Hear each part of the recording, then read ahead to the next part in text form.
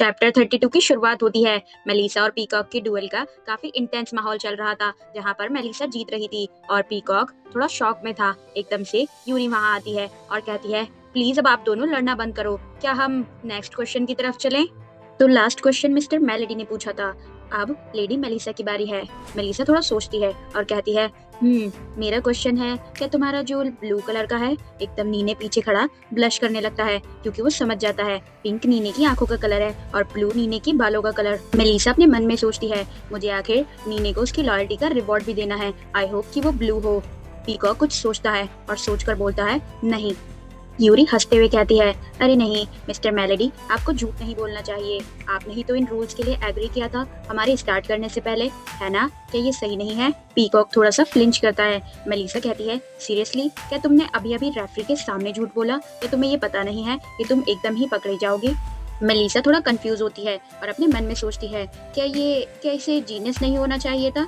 ओह, मुझे याद आया, अब जब मैं सोच रही हूँ कि ऑथर ने इसको जीनियस कहा था, इसीलिए मैंने इसको जीनियस समझा, क्योंकि स्टोरी के अंदर बहुत सारे ऐसे सीन्स हैं जहाँ पर पीकॉक ने कभी भी अपने इंटेलिजेंस नहीं दिखाई।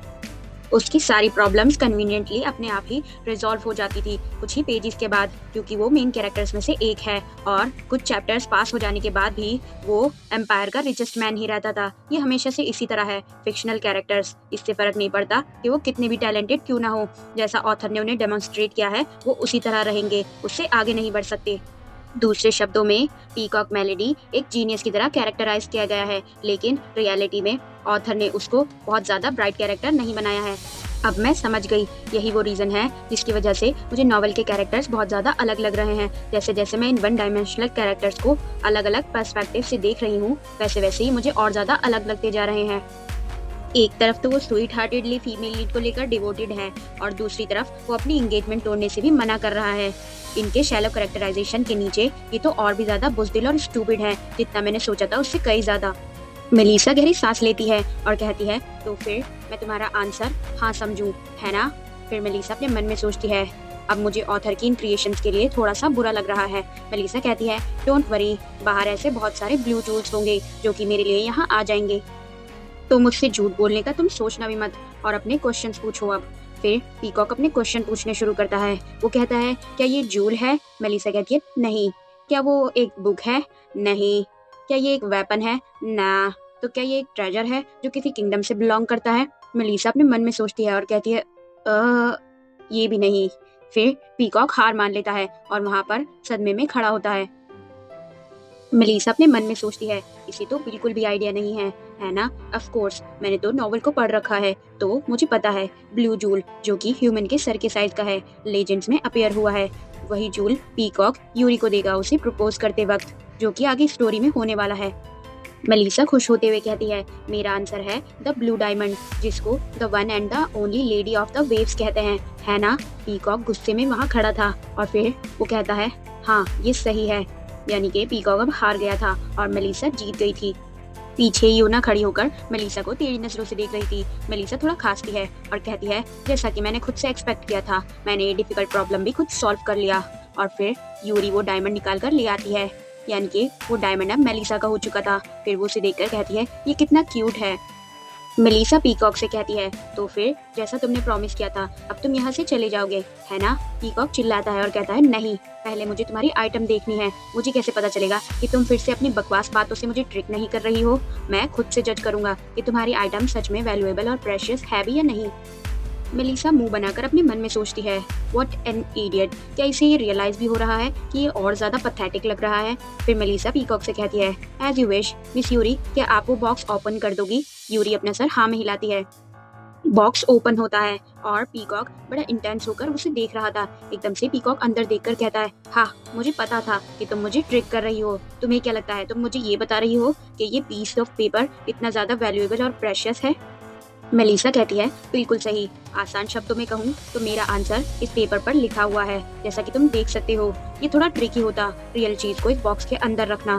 पीछे से योना कहती है, क्या आपने अभी तक इसको पढ़ा नहीं है? ठीक है, फिर हम आपको एक्सप्लेन करते हैं।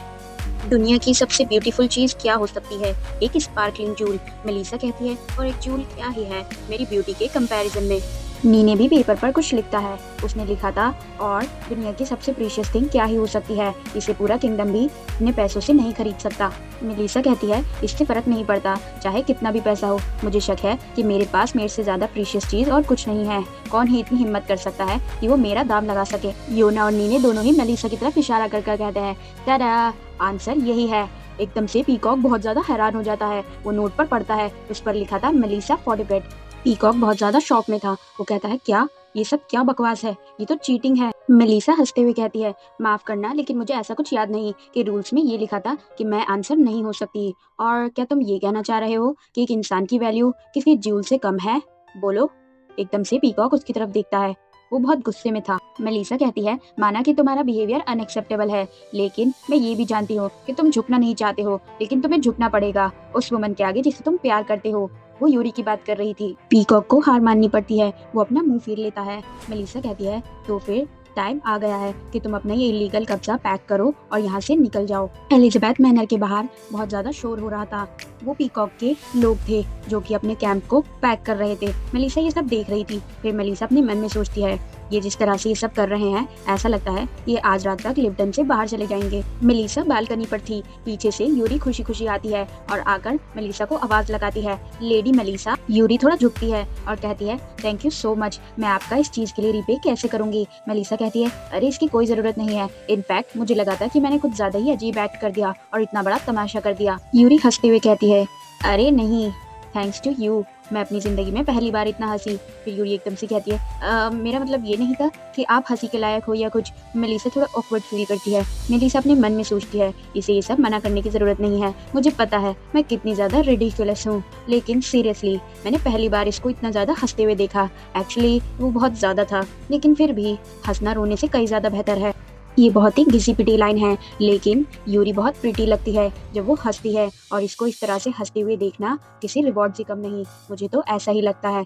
मेलिसा यूरी को देखकर स्माइल कर रही थी। फिर यूरी मेलिसा से कहती है, तो फिर लेडी मेलिसा, आगे आपके क्या प्लान्स हैं? मेलिसा कहती है, पीकॉक तो अब चला गया है और मैं भी अब पूरी तरह से रिकवर हो चुकी हूँ, तो मुझे लगता है कि अब मुझे भी घर वापस चले जाना चाहिए। यूरी थोड़ा सा सैड होकर रिएक्शन देती है और कुछ बोलने वाली थी, लेकिन बोलती नहीं है। यूरी थोड़ा सोचती है। वो फिर कुछ कहने वाली थी। लेडी मेलिसा एकदम से मेलिसा बोल पड़ती है और कहती है, मगर उससे पहले मिस यूरी, क्या मैं आपसे एक और फेवर ले सकती हूँ?